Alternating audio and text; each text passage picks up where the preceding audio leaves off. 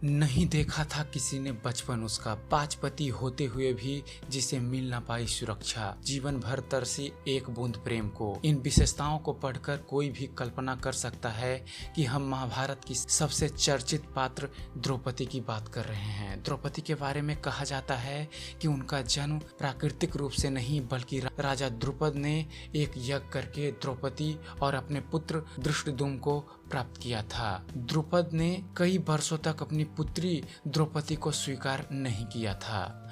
महाभारत में द्रौपदी के बारे में यह सत्य अधिकतर लोग जानते हैं, लेकिन क्या आप जानते हैं कि 5 पतियों से विवाह करने के बाद पांचाली बनी द्रौपदी को अर्जुन से नहीं बल्कि महारथी और दानवीर माने जाने वाले कर्ण से प्रेम था। लेकिन अपने पिता द्रुपद के भीष्म से प्रतिशोध लेने की प्रतिज्ञा और मान सम्मान के कारण द्रौपदी और कर्ण कभी एक दूसरे को अपने मन की बात नहीं कह पाए।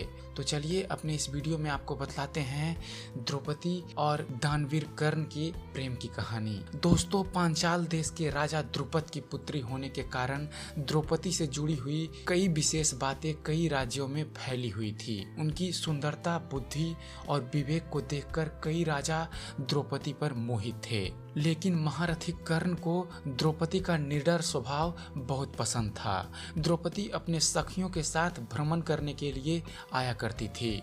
द्रौपदी को देखते ही कर्ण को भी उनसे प्रेम हो गया। जब द्रौपदी के स्वयंवर के लिए राजा द्रुपद ने द्रौपदी के कक्ष में दासी द्वारा महान योद्धाओं के चित्र, तो उनमें कर्ण का चित्र भी था। क्योंकि दुर्योधन का मित्र होने के कारण सभी कर्ण का सम्मान करने के साथ उन्हें राजसी परिवार के वंश की तरह ही मानते थे। द्रौपदी कर्ण का चित्र देखकर उन्हें पसंद करने लगी थी।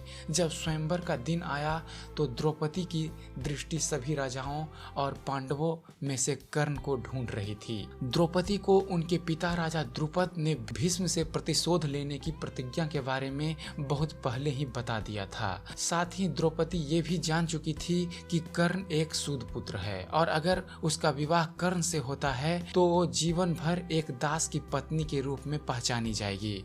साथ ही कर्ण से विवाह करने के बाद अपने पिता की प्रतिज्ञा को पूरा करने में वो सहयोग नहीं कर पाएगी। इस दुविधा में पड़कर द्रौपदी ने अपने दिल की बजाय दिमाग की बात सुनते हुए कर्ण से विवाह करने का इरादा छोड़ दिया। स्वयं अपने आप से निराश हो चुकी द्रौपदी ने स्वयंवर में एक कठोर निर्णय लेते हुए कर्ण को सूद पुत्र कहकर अपमानित किया। द्रुपद पुत्री ने भरी सभा में कर्ण को कहा कि वो एक सूद पुत्र के साथ विवाह नहीं कर सकती हैं। इस पर कर्ण को बहुत आघात पहुंचा कि द्रौपदी जैसी निडर और क्रांतिकारी सोच रखने वाली स्त्री उनकी जाति के आधार पर इस तरह का अपमान कर सकती है। स्वयंवर में द्रौपदी से अपमानित होने के बाद कर्ण के मन में द्रौपदी के लिए कड़वाहट भर चुकी थी, जबकि द्रौपदी अपने इन शब्दों का सत्य जानती थी। 5 पांडवों से विवाह के बाद भी द्रौपदी कभी कर्ण को अपने मन से निकाल नहीं पाई थी। पासों के खेल में पांडव अपना सब कुछ हारते हुए द्रौपदी को दांव पे लगा चुके थे, तो दुर्योधन ने दुशासन को द्रौपदी के वस्त्र हरण करके अपनी जंघा पर बिठाने का आदेश दिया था। इस दौरान सभी खेल के नियम का बहाना बनाकर मौन थे, जबकि द्रौपदी को सभा में मौजूद कर्ण से सहायता की उम्मीद थी। लेकिन आत्मग्लानि होने के कारण द्रौपदी ने कर्ण से सहायता नहीं मांगी। वहीं कर्ण भी स्वयंवर में अपने अपमान का प्रतिशोध लेने के लिए मौन रहे। जब असंख्य बाण लगने पर भीष्म पितामह मृत्युशैया पर अपनी मौत की प्रतीक्षा कर रहे थे, उस समय महारथी कर्ण भीष्म से मिलने के लिए उनके पास पहुंचे। उन्होंने भीष्म को द्रौपदी से आजीवन प्रेम करने का रहस्य बताया। जब वो अपनी प्रेम कहानी से जुड़ी विभिन्न घटनाएं भीष्म को बता रहे थे, तो ये बात द्रौपदी ने सुन ली थी। उस समय द्रौपदी को ज्ञात हुआ कि केवल वो ही नहीं बल्कि महारथी कर्ण भी उनसे बहुत प्रेम करते थे। तो आशा करता हूँ महाभारत पर बनाया गया हमारा ये वीडियो आपको पसंद आया होगा।